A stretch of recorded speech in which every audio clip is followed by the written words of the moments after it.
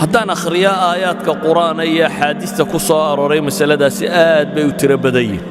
bale waxaa tiro badan nusuusta tilmaamaysa inuu rususha kale ka mudan yahay marka dabaqada bini aadamka kale la iskala yimaado ee la yimaado dabaqada nebiyada iyo rususha qudha dabaqadaa dhexdeeda inuu ka mudan yahay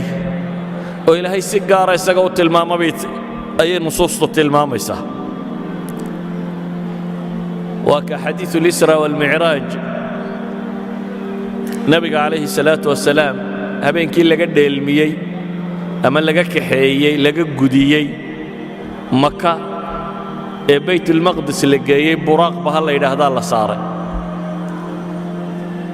markuu nebigu rabay inuu fuulo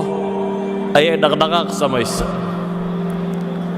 dabeetana jibriil baa wuxuu ku yidhi maa yaxmiluka calaa haada isagoo daabaddan la hadlaya maxaa kugu xambaaraya waxaan inaad samayso fawallaahi maa rakibaka axadun qatu akramu cala allaahi minhu qof ilaahay agtiisa kaga sharaf badani weligii kuma fuuline maxaad la dhaqdhaqaaqaysaa buu ku yidhi jibriil farfadda caraqan buu xadiidku tilmaamaya daabaddii intay istaagtoo hayin noqotay ayay dhidi dareertay idan nebiga calayhi salaatu wasalaam ilaahay qur-aanka uu ku tilmaamayo caqligiisa fikraddiisa aragtidiisa muuqaalkiisa qur'aan badan oo tilmaamayaa jira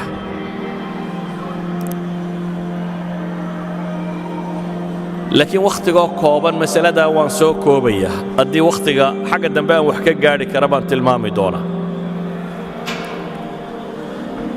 waxa aan rabaa dadka aynu la noollay inaynu la wadaagno nebi maxamed sharaftidiisa iyo mudnaantiisa taasi waxay keensanaysaa markaa inaynu tilmaamno bini aadamku muxuu mudnaan u yaqaannaa qofka la weyneeyaa waa qofka maxay ah bini aadamku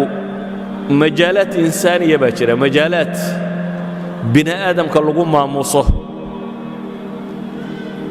ha noqoto naxariistiisa ha noqoto geesinimadiisa ha noqoto sabirkiisa ha noqoto dulqaadkiisa ha noqoto deeq iyo gacan furaantiisa ha noqoto ballanka iyo oofinteeda ha noqoto cafwiga iyo u dhaafka uu dadka u dhaafo uu xugaystay iyagu maanta waxay sheegayaan waa irhaabi laakiin taariikhdu waxay ka markhaati kacday weligii cid wax gaadhsiisay inaanu kaba argoosanin iyadoo laysku dayey wax walba si kasta in loo dilo